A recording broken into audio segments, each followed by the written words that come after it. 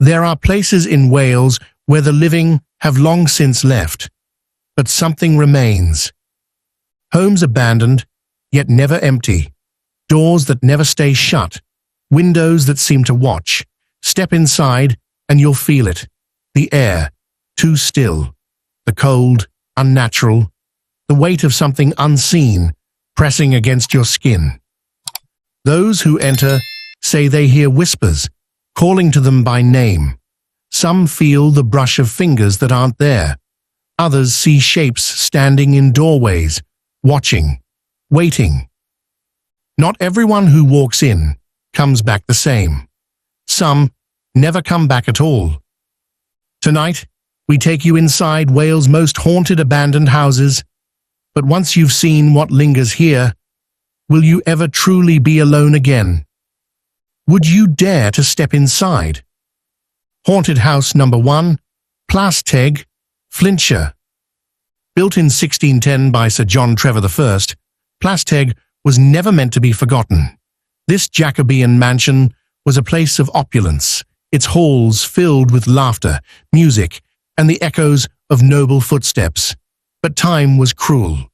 War, loss, and tragedy seeped into its very walls. And some say something else took hold. They say the hauntings of Plas Teg began with love, a forbidden love. Dorothy Trevor, daughter of the wealthy and powerful Trevor family, fell for a man unworthy of her station.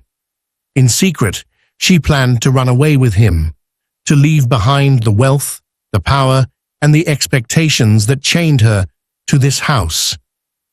But love has no place in a world ruled by pride.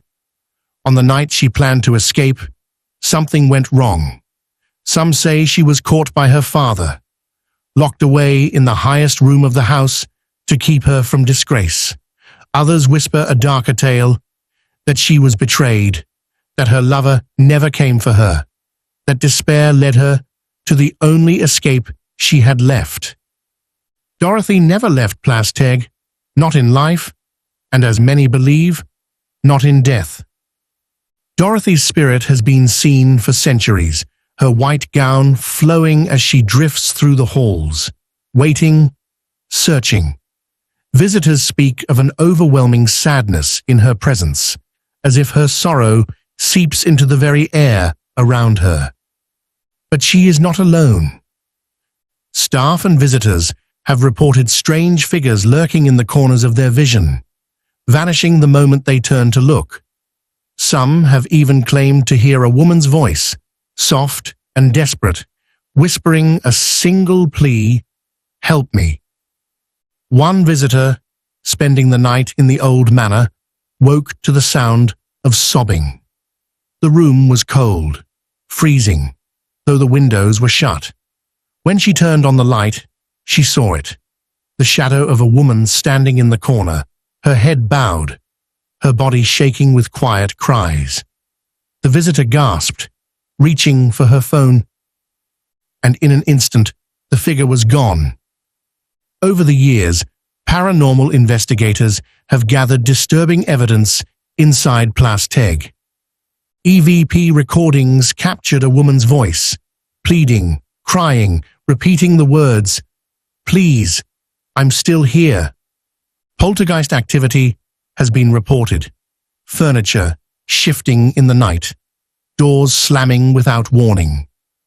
Visitors speak of an overwhelming pressure on their chest, as if something unseen is pushing down, holding them in place. One of the most chilling encounters came from a group exploring the house after dark. As they set up their cameras in the main hall, a sudden chill filled the air. The temperature dropped by 10 degrees in seconds. And then, from the upstairs landing, they heard it. They called out, thinking it was one of their own. No answer. The steps continued, slow and steady, until they reached the top of the grand staircase. The group turned their cameras up. Plas Teg has drawn ghost hunters from across the world, each hoping to uncover its secrets. Thermal cameras, motion sensors, EVP recorders, each capturing something that should not be there. One investigator described an encounter that still haunts him. As he walked through the hall alone, the temperature plummeted. A soft whisper brushed against his ear, and then, in the reflection of a nearby mirror, he saw her. Plas Teg remains one of Wales' most haunted locations, its legend stretching beyond its crumbling walls. Those who visit carry its stories with them, and those who dare to stay the night often leave with more than they bargained for. I'm still here. Haunted House Number 2, Newton House, Llandilo. There are places where history lingers, where the past refuses to rest. Newton House is one of them. Standing in the heart of Deanfor Park, this 17th-century mansion was once a symbol of wealth and power. The stately home of lords and noble families, its halls echoed with voices of the elite. But those voices have long since faded, and in their place, something else has taken root. Some say Newton House is cursed by sorrow, by betrayal, by a death that was neither quick nor merciful.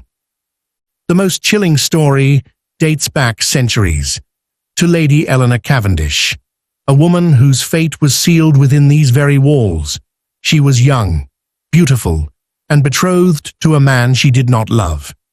Desperate, she fought against the arrangement, pleaded to be freed, but her cries fell on deaf ears.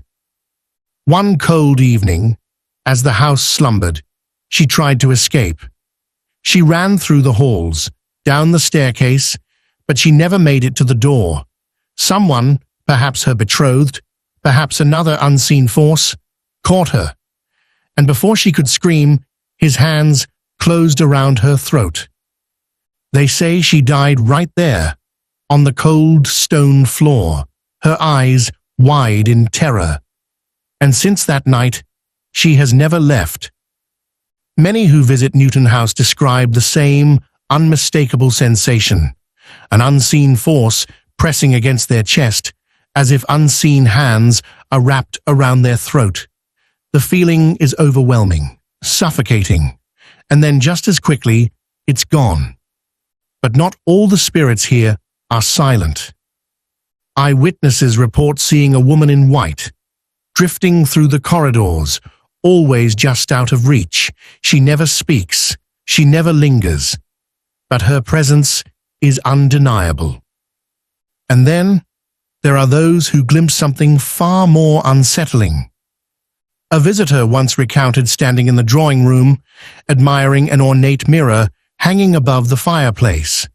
As she adjusted her scarf, she caught movement in the reflection, a woman standing directly behind her. She gasped, turning sharply, but the room was empty. The mirror, however, told another story. The woman's pale face remained, watching.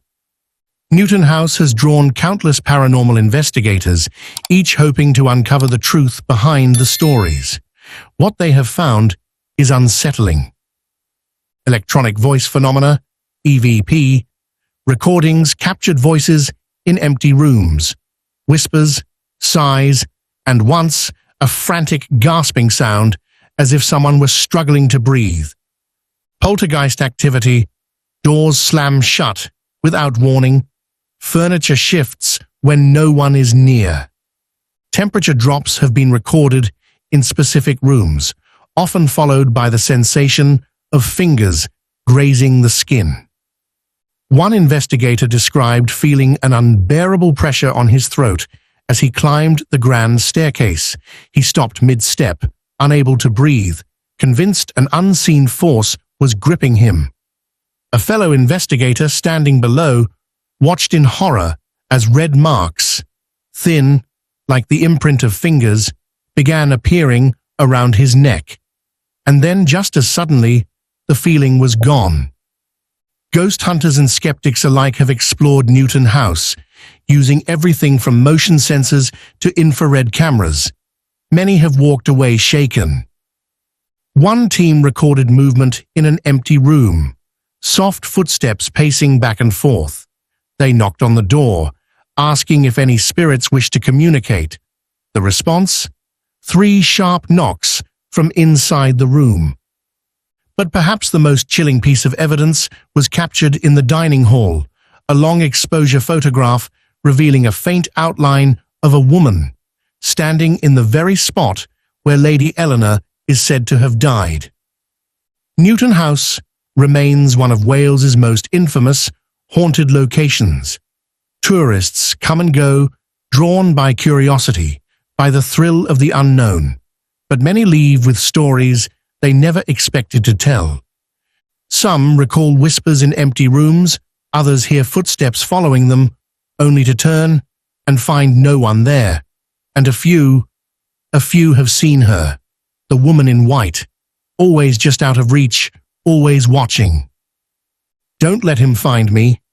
Haunted House, number 3, Lancayac 4 Manor, Caerphilly. Built in 1530, Lancayac 4 Manor has withstood war, rebellion, and the relentless march of history. It has seen noble families rise and fall, its halls filled with whispered secrets and quiet betrayals. But while the world outside has moved on, something inside refuses to be forgotten. There are stories, whispers of a time when servants lived and died within these walls. Some were loyal, some were cursed by misfortune, and some never truly left. One of the most well-known spirits said to roam the manor is that of a young boy, believed to have been a servant centuries ago. His laughter, high and joyful, echoes through the corridors, always just out of reach. Visitors have felt tiny hands tugging at their clothing, only to turn and find no one there. But it is not only the child who lingers here. In the stillness of the upper chambers, visitors have reported seeing a woman in period clothing. She stands at the end of the hallway, watching. She does not move. She does not blink. And then, just as suddenly, she is gone. Those who have encountered her describe the same chilling sensation, an overwhelming sadness, as if a lifetime of sorrow still clings to her. Who she was in life, no one knows, but in death, she remains. I see you. Paranormal investigators have documented chilling encounters within these walls, disembodied voices captured on tape, objects moving on their own, sudden drops in temperature, cold enough to see one's breath in the middle of summer. One visitor described a feeling of dread washing over her as she climbed the narrow staircase. A presence, unseen but unmistakable, loomed behind her. When she turned, no one was there, but on the back of her neck, she felt it, breath, cold and real. Lancayac 4 Manor is not just a relic of the past. It is a place where the past still stirs, where echoes of long-lost voices refuse to fade, where laughter, whispers, and unseen eyes remind visitors that some histories refuse to be forgotten. Haunted House number 4, Brimbo Hall, Wrexham. Built in the 17th century, Brimbo Hall stood as a monument to power, wealth, and nobility. For centuries, it was home to the Wynn family, lords of the land, rulers of industry. But time was unkind. The halls fell silent. The rooms, once filled with life, became empty, and in that silence, the past refused to die. Some houses crumble into obscurity, others refuse to be forgotten. Of all the spirits said to walk these ruins, one is spoken of in hushed voices, the Grey Lady of Brimbo Hall. Who she was in life is uncertain. Some say she was a scorned noblewoman, betrayed by love. Others whisper that she was a servant who met a tragic fate within these walls. But whoever she was, she has never left. She is seen in the dead of night, a shadow drifting through the ruins, her form barely solid, her face obscured by the mist. Those who have seen her describe the same chilling sensation, an overwhelming sorrow, pressing into their bones like a weight. But the Grey Lady is not the only presence here. Visitors who dare to walk the grounds at dusk speak of an unshakable feeling of being watched. Eyes in the darkness, a pressure in the air, a sense that something unseen is standing just behind them. Some leave with an uneasiness they can't explain. Others leave in a panic. A local historian, exploring the ruins one evening, described hearing footsteps trailing him through the remains of the Great Hall. Slow, deliberate. When he turned, the air behind him shimmered, as if something unseen had just slipped into the darkness. Brimbo Hall is no longer a house. It is a shell. And yet, those who enter speak of doors slamming in the distance, even though the doors are long gone. Figures appearing in the mist, standing in the empty windows before vanishing. Sudden drops in temperature, so cold that breath turns to fog, even in summer. Voices, low, urgent, commanding. One night, security guard, patrolling the grounds after dark, reported hearing whispers. At first, they were distant, faint murmurs carried by the wind. But as he stepped through the ruins, the voice grew clearer, closer, and then right beside him. Leave now. Brimbo Hall may have fallen, but it has not been abandoned. Not truly, not by those who refuse to leave. Visitors come in search of history. Some leave with more than they bargained for, a sighting, a whisper, a feeling that stays with them long after they've gone. But for those who dare to stand among the ruins after dark, there is always the same question lingering in the cold night air. Leave. Haunted House Number 5, Pennylan Hall, Ruabon. Built in the early 17th century, Pennylan Hall was once a grand estate, home to generations of aristocrats, their lives woven into the very fabric of these walls. But time is relentless. The halls that once echoed with laughter now sit in eerie silence. And yet, some say the house is far from empty. Pennylan Hall has seen centuries of life, and if the stories are true, centuries of restless spirits. The most chilling tale whispers of a woman, a lady of the house, trapped in sorrow. Some say she was a widow, mourning a love lost too soon. Others claim she was a woman betrayed, her heart shattered within these very walls. Whatever the truth may be, she remains. It starts with the music.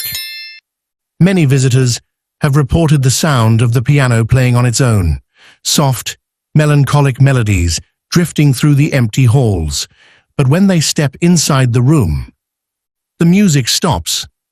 Then there is the furniture. Chairs shift in the night. Doors creak open, though no one is there to move them. A maid once working in the house swore she saw an entire dining table shake violently, as if unseen hands were trying to push it over. She fled that night and never returned. The woman in Victorian clothing has been seen more than once, standing in doorways, her gaze distant, lost in time.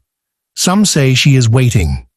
Others believe she is searching for something, or someone. A group of paranormal investigators once set up cameras in the Great Hall, hoping to capture evidence of the unexplained.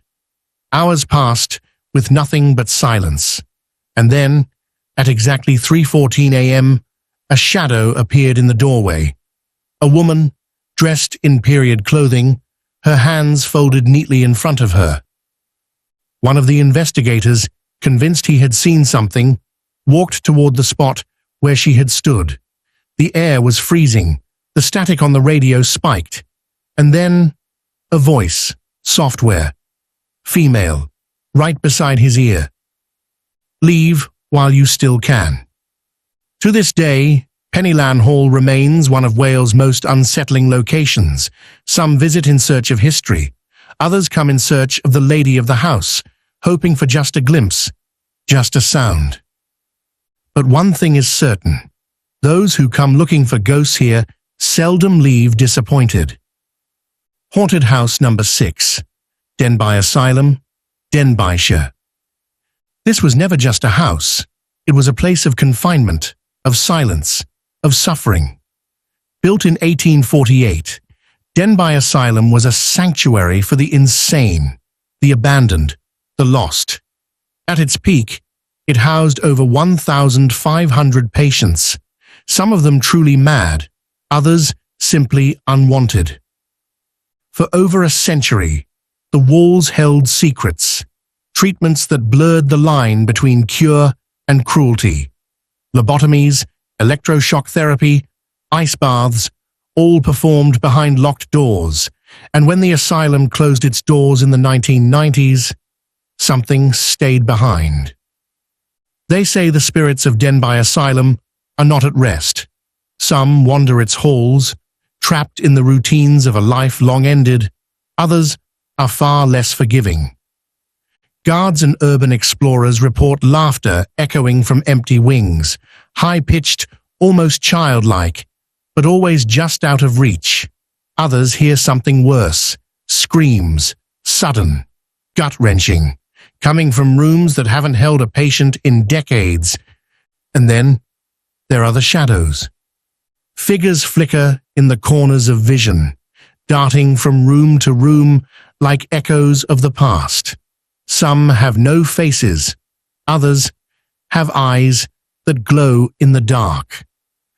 Ghost hunters have reported cold spots that freeze breath in an instant, disembodied voices calling names they should not know, and in some cases, an overwhelming feeling of being watched.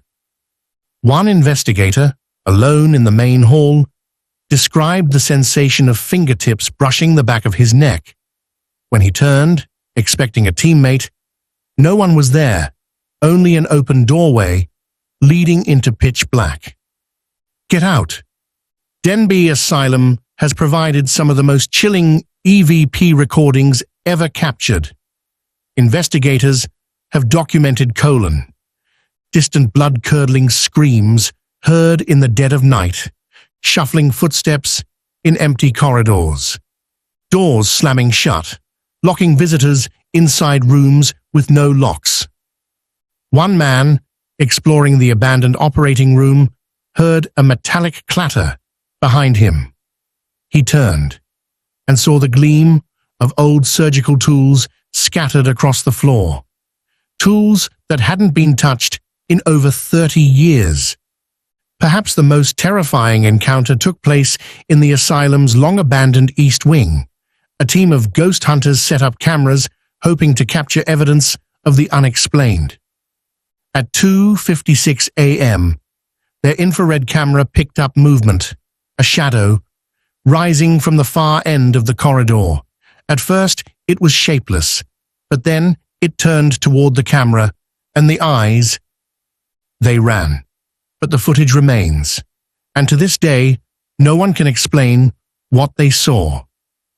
Denbigh Asylum is no longer a place of healing. It is a graveyard of memories, of voices, of something that refuses to be forgotten. Explorers come seeking answers. Most leave with only more questions and a feeling that they were not alone. Haunted House Number 7, Poole Park Asylum, Ruthin. What began as a grand country estate for nobility became something far darker. By the early 20th century, Poole Park was converted into a psychiatric hospital, a place where society's forgotten were sent to disappear. The mad, the sick, the unwanted, the walls absorbed their suffering, their cries lost to time. But not all of them have been silenced.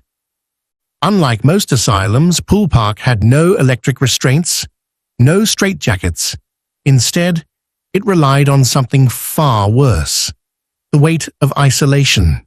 Those locked away here were left to wither, their sanity crumbling along with the walls around them. Nurses walked the halls, tending to the broken minds, but some say not all of them left. One former caretaker recalled hearing murmured conversations in the dead of night, low voices, urgent whispers coming from inside locked rooms. He would step inside and find nothing but empty beds, long abandoned. But it is the nurse who haunts Pool Park the most, the one no one remembers by name. Visitors walking the corridors hear the sound of heels clicking on the floor, sharp, precise, as if a nurse is making her rounds, but when they turn the corner, there is no one there. One night, a security guard reported seeing movement in the east wing, a shadow flitting across the hallway. He followed cautiously, his flashlight trembling in his grip. The sound of footsteps tapped in time with his own. Closer, closer. Then, at the end of the corridor, he saw her. He ran, and he never came back. But the spirits of Pool Park don't just walk, they speak. Visitors have reported hearing voices inside empty rooms, words too garbled to make out, as if conversations from the past are still playing on a loop. Others hear shuffling footsteps in locked wards, beds creaking as though someone is still lying there. One investigator recorded an EVP session in what was once the patient dormitory. The static hummed through the recorder, long and droning. And then, a voice. Where did they go? But perhaps the most terrifying sighting of all happened on a quiet summer evening. A group of urban explorers had set up cameras around the third floor, where the most unstable patients had once been kept. The footage seemed normal, decayed hallways, shattered furniture, until someone pointed to the far right window. The window had been boarded up for years. Pool Park Asylum is no longer a hospital. It is no longer a home. But the echoes of the past remain, trapped in the peeling walls, in the empty halls, in the whispers of those who refuse to be forgotten. And if you ever find yourself walking near the ruins at night, listen carefully. Haunted House Number 8, Nantgurthern, Lithfain. Once this was a thriving community, a village built on the sweat and labor of the quarrymen who carved their livelihood from the mountainside.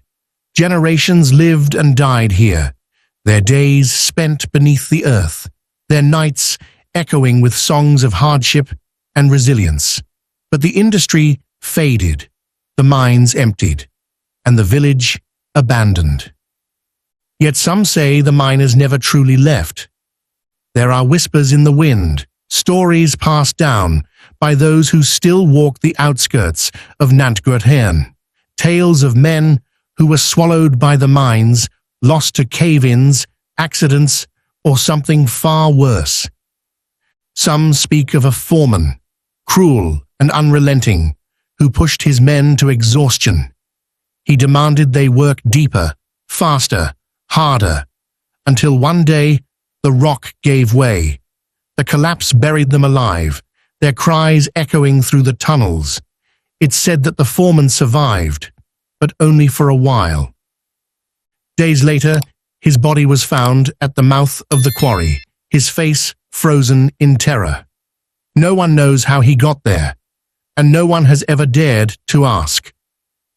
But the most chilling encounters happen after dark.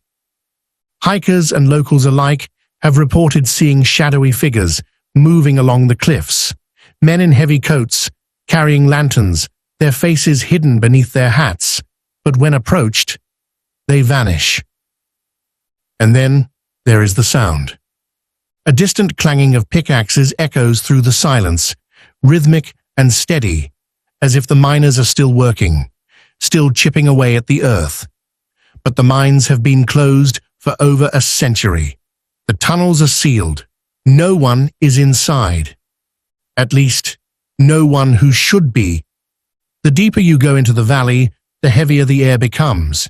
Explorers speak of an unnatural cold, even in the height of summer. a feeling of being watched, of something unseen walking just behind them. One man, camping overnight in the ruins, woke to find his tent unzipped, his belongings scattered as if someone had been searching through them. He was alone, or so he thought. EVP recordings have captured distant voices, low, gravelly murmurs in an old Welsh dialect, unintelligible but urgent. Some believe it's the miners warning trespassers to leave. Others think it's something else, something that never wants to be found. But perhaps the most unsettling encounter came from a lone hiker, making his way through the valley one cold autumn evening. As the sun dipped below the cliffs, he noticed something strange, a light, a flickering glow, just beyond the bend in the path. Thinking he had come across another traveler, he followed it, but as he reached the spot, there was no one there. The hiker took a step closer, reaching out. The flame sputtered, and then went out. Today, Nantgwrthern is a place of beauty, a restored heritage site. But those who walk its paths at night still speak of the voices, the footsteps, the distant clang of unseen workers. Perhaps the village is never truly empty. Perhaps beneath the earth, the miners are still toiling away, bound to their labor for eternity. Or perhaps the next time you hear a hammer strike rock in the dead of night, it's not the past you're hearing, it's the present. Haunted House Number 9, Skirrid Mountain Inn, Abergavenny. This is no ordinary inn. It is a place steeped in history, in blood, in death. During the 17th century, the upper floor of Skirrid Mountain Inn served as a courtroom. Many who stood trial here were sentenced to die, and their executions happened just feet away. More than 180 men were hanged from a beam above the staircase, the noose tightening as they kicked and struggled until the last breath left their bodies. Some say their spirits never left. The ghosts of Skirrid Mountain Inn are not whispers in the dark. They are hands reaching from the past, unseen, but felt by those who stay the night. Guests have woken to bruises around their necks, shaped like fingers, as if someone had been gripping them as they slept. Others feel an overwhelming pressure on their chest, a force pinning them down. The spirits here do not rest, and for some, they are not kind. Many who dare to sleep in room 1 report the same experience, waking to the sensation of being watched, a shadow standing at the foot of the bed, cold fingers brushing against their skin. Then there is the noose. Visitors often hear the sound of a rope creaking in the wind, though there is none to be seen. It starts faint, almost imperceptible, until it grows louder, closer. The most chilling encounter happened one stormy evening. A lone traveler, unaware of the inn's history, stopped for a drink. As he entered the washroom, he caught a glimpse of something in the mirror. At first, he thought it was his own reflection, but then the image shifted. Panicked, the traveler stumbled out, gasping for breath, but when he turned back to the mirror, there was nothing there. Skirrid Mountain Inn is still open to guests, a place where history is worn into the walls, but those who stay the night rarely sleep soundly. Some hear footsteps pacing outside their door. Others wake to find their bedsheets pulled tight around them, as if something unseen is holding them in place. And then there are those who look into the mirror and see someone staring back who does not belong. Haunted House Number 10, Scarehouse, Bridgend. A house of sorrow, a house of betrayal, a house where love itself was buried. Scarehouse is more than just a relic of time. It is the site of one of Wales' most tragic love stories, the story of Eleanor, the Maid of Sker, a young woman imprisoned in her own home, forced to abandon the man she loved. She died not from sickness, not from injury, but from heartbreak, and now they say she weeps through the corridors, mourning the life that was stolen from her. Centuries ago, Eleanor loved a man below her station, a sailor, a commoner. Her father, enraged by the disgrace, locked her inside Sker House. Days passed, then weeks, then months. Her lover never came for her, never rescued her. Some say he was lost at sea. Others claim he was murdered before he could reach her. But the end was the same. Eleanor died alone. Her body remained in Sker House, and her spirit never left. Visitors describe the same unsettling experiences, soft cries from nowhere, cold hands on their shoulders. One man, walking through the abandoned halls, felt a sharp chill crawl up his spine. He turned, expecting to see someone behind him. There was no one, but the imprint of fingers, cold, damp, remained on his coat. Others have seen her, the woman in white, standing in doorways, peering from empty rooms, watching from the top floor, always silent, always waiting. Investigators have documented eerie encounters, including unexplained sobbing, heard through walls and corridors, growing louder before suddenly vanishing. Freezing temperatures, rooms dropping to near zero in the dead of summer.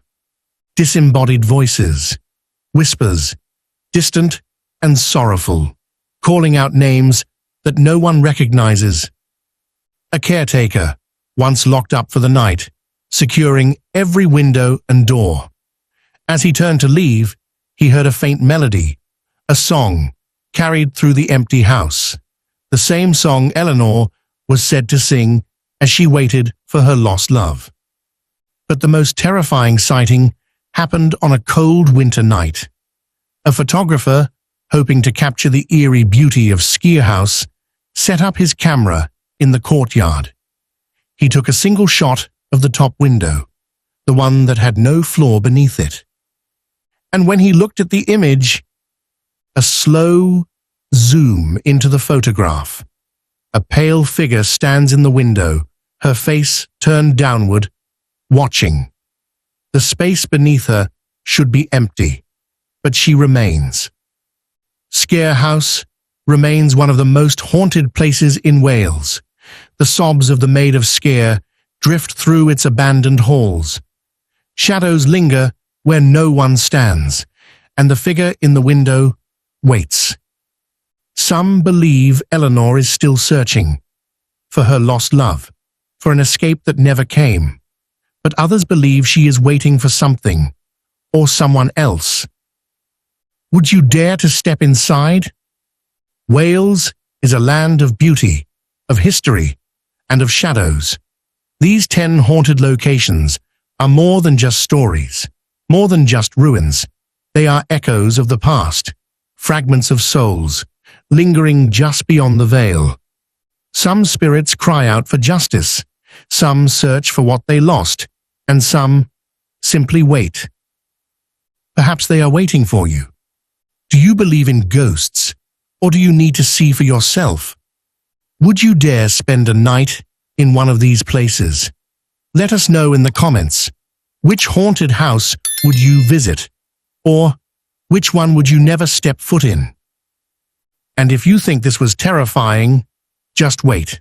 We have more haunted locations, more unsolved mysteries, more terrifying encounters that will make you question everything. So if you haven't already, subscribe, turn on notifications, because the next time you hear a whisper in the dark, it might not be your imagination. We'll be watching.